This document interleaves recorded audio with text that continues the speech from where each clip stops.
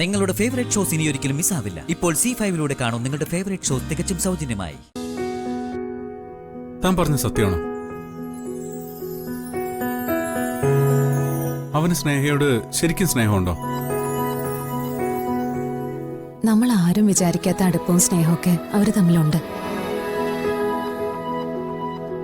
അപ്പോ അവളുടെ സെലക്ഷൻ തെറ്റിയില്ല.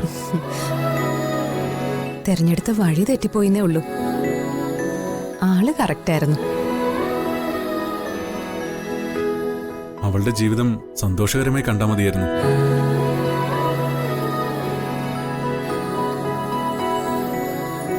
എന്നിട്ട് അവള് തന്നോട് പിന്നെ എന്തൊക്കെ പറഞ്ഞു? അയ്യടാ, അങ്ങനെ ഇപ്പൊ കേട്ട് ചോദിക്കണ്ട. അറിയണമെങ്കിലേ അനിയത്തിയോട് നേരിട്ട് ചോദിച്ചാ മതി. അത് വേണ്ട, ഞാൻ നേരിട്ട് ചോദിച്ചാ ആ ഗൗരവം അങ്ങ് പോവും.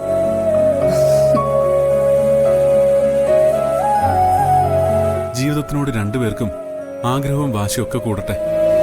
എന്നിട്ട് സന്തോഷമായി അവർ ജീവിക്കട്ടെ. അത് കാണുമ്പോഴല്ലേ നമുക്ക് സന്തോഷം.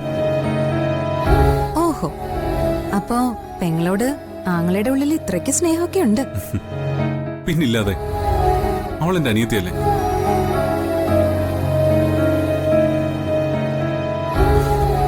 അല്ലെങ്കിലും അവൾ സെലക്ട് ചെയ്യുന്നൊന്നും തെറ്റില്ല. ആഹാ, ഇപ്പൊ അങ്ങനെയായോ? പിന്നെ എന്തിനായിരുന്നു ആങ്ങളമാര് മൂന്നുപേരും കൂടി ഇവിടെ കിടന്ന് ഈ ബഹളം എല്ലാം വെച്ചത്? അത് ഞങ്ങള് മാത്രമല്ലല്ലോ. അവളുടെ കല്യാണത്തിനെ ഏറ്റവും കൂടുതൽ എതിർത്തത് താനും കൂടിയല്ലേ. അത് പിന്നെ ആരും അറിയാതൊരു പെൺകുട്ടി ഒരു ചെറുപ്പക്കാരന്റെ കൂടെ വീട്ടിൽ നിന്ന് ഇറങ്ങിപ്പോവാൻ തുടങ്ങിയ നമ്മൾ എന്താ ചെയ്യാ? ആരായാലും അതിനെ എതിർക്കും. ഞാനും അത് മാത്രമേ ചെയ്തുള്ളൂ. ഇനി നന്ദേട്ടന്റെ സന്ദീപിന്റെ മനസ്സിൽ നിന്ന് അവളോടുള്ള ദേഷ്യം മാറ്റണം. അതൊക്കെ മാറിക്കോളും. അവർക്കൊരു കുഞ്ഞ് ജനിക്കട്ടെ. ഈ വീട്ടിൽ അത് ആഘോഷമായിരിക്കും, നോക്കിക്കോ. അതിന്റെ മുൻനിരയിൽ കാണും നന്ദേട്ടനും സന്ദീപും. അപ്പോ അവളുടെ മക്കള് ഞങ്ങൾ എന്തായിരിക്കും വിളിക്കുന്നേ? അമ്മാവാന്നോ അങ്കിളെന്നോ? എന്റെ പൊന്നേ, പറഞ്ഞത് ഞാനങ്ങ് തിരിച്ചെടുത്തു.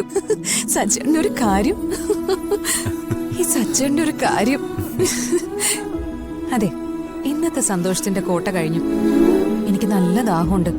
സച്ചേട്ടൻ പോയിട്ടെ കുറച്ച് ജ്യൂസ് എടുത്തോണ്ട് തരുമോ?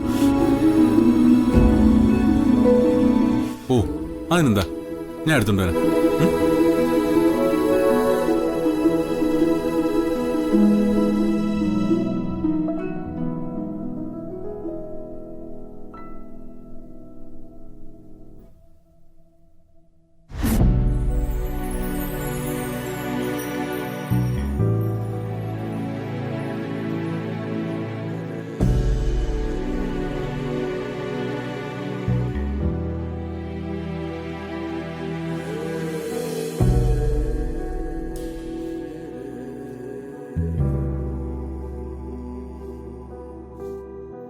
ഡൗൺലോഡ് ചെയ്യൂ C5 ആപ്പ്. കാണൂ എല്ലാ എപ്പിസോഡുകളും സൗജന്യമായി.